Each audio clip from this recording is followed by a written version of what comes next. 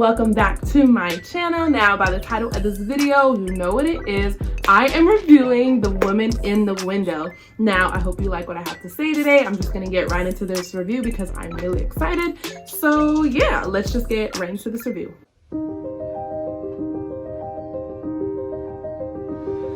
Okay, you guys, so The Woman in the Window is actually a movie that the trailer came out last year, and it's a movie that I put in my notes. I literally was so excited to see this movie, but unfortunately, because the movie theaters haven't opened up everywhere, they decided to release it on Netflix. So if you want to go watch it, it's on Netflix. I think I'm going to put the icon right here. Now, this movie, just before I get started, is a book. So if you also want to read the book, go ahead. Obviously, the book is going to be way better than the movie. Even though I'm not a reader, I can genuinely say that because that's just like a universal fact. So yeah, I know that the book is always going to be better than the movie, and with this particular movie, the book is actually really good. In terms of this movie, basically what it's about this woman, Amy Adams. Love her. Not Isla Fisher, don't get it twisted. Homeskin biscuit baby, Amy Adams. And I really like her a lot. She's agoraphobic, and basically she can't go outside. Like, she's basically trapped in her own house, and on top of that, she has anxiety. But she's a child psychologist, or just a general psychologist, which is like very ironic because she counsels people, but like she can't counsel herself, and she has her own shrink. So that's really cool. The setup of this movie, if you haven't seen the trailer, is basically because she's trapped in her house, she's become really nosy and, you know, spies on her neighbors. So through all that, she witnesses a murder.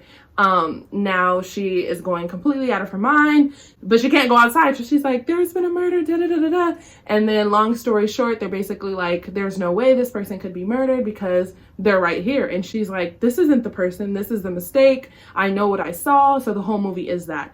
And it's about this family that just moved in next door from her. And it's a husband, a wife, and a son. And you kind of see like, she's seeing things that you think are there but really aren't. And I feel like that's really the whole movie. Like, is this dad really being abusive towards the son? Did the dad really kill the wife and just replace his wife with this new woman who he's trying to put off as his wife so he doesn't go to jail? And then she has this guy, this tenant, living in her basement, and he's also weirdo and strange, and you're like, are you in on this because you're also creepy? But then am I losing my mind because I'm all over the place? And she's also like having these conversations with her ex-husband throughout the whole movie because she really doesn't have anybody else to talk to besides her shrink, and her tenant is like weird. So all that is all that. That's basically what's going on throughout the movie. And like, you see she meets the wife, so that's why she's like, that's not her, I've met the wife. And you know, the son comes over from time to time, and so, you know, she's noticing things that are warning signs or red flags for like physical and just different types of abuse in the household. So she's like, are you okay? Like, here's my number, take it. If your dad hits you or if something happens, like, let me know. And so you're like, dang, like this movie is pretty good. But all in all, it comes together at the end and all your questions are answered. Definitely a psychological thriller if you ever want to watch one. Now, what I will say about this movie, Sally, it wasn't that good, I'm not gonna lie. I had really high expectations for this film, considering the actors in this film. Gary Oldman's in it, Amy Adams, and also Julianne Moore, 3 actors that I absolutely love and adore. And considering, you know, the trailer, this is a movie that was going to be released in theaters, so all in all was like, you know, 2 + 2 = 4. This movie was set up to be great. But even though there's twists and there's turns and there's different angles and there's different ways you can approach this movie, and definitely a movie you can watch more than once, it just wasn't that good. Overall rating, I'm probably going to give it a generous 6.8 out of 10. I can easily say it's a 6, but I'm gonna be biased a little bit here. Definitely a movie where probably I would read the book, considering I like the idea of it. I like that agoraphobic, can't leave her house, and she's like spying on her neighbors and like has to come to terms with like her own trauma. So the whole thing of it is like set up to win, you know? I was rooting for you. We were all rooting for you. I was rooting for you. We were all rooting for you. How dare you? And I was really truly rooting for this movie. Like I said, I put it in my notes the minute I seen the trailer last year, but it just fell flat for me. And there are definitely good things to it, definitely positives for sure, but just even when it comes together at the end, it's just kind of like, oh, okay, that was cool.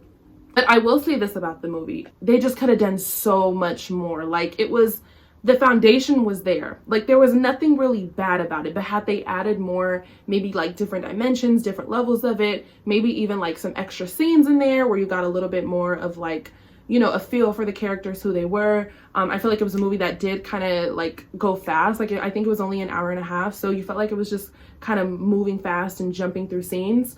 You're not really getting a lot of detail. It's not a very detail oriented movie. It doesn't really suck you in. It doesn't really like draw you in. I will say that. I do feel like Amy Adams did a great job portraying her character, her role, and I feel like she did the best with what she could, and I feel like her acting was definitely 10 out of 10. It was definitely cool seeing her just like a regular woman. Like, I don't know, she just looked like a regular woman who was dealing with the things that she was dealing with. Like, she played that character to the T. For me personally, even nailed the anxiety episodes that she would have, and even the time she would attempt to go outside. Like, everything just felt so real and so raw and so genuine coming from her as an actress.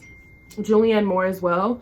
That was the first time I really ever seen her act like that, and I can't really explain it unless you've seen other Julianne Moore movies, but seeing her in that way was also really cool. I think she did an excellent job.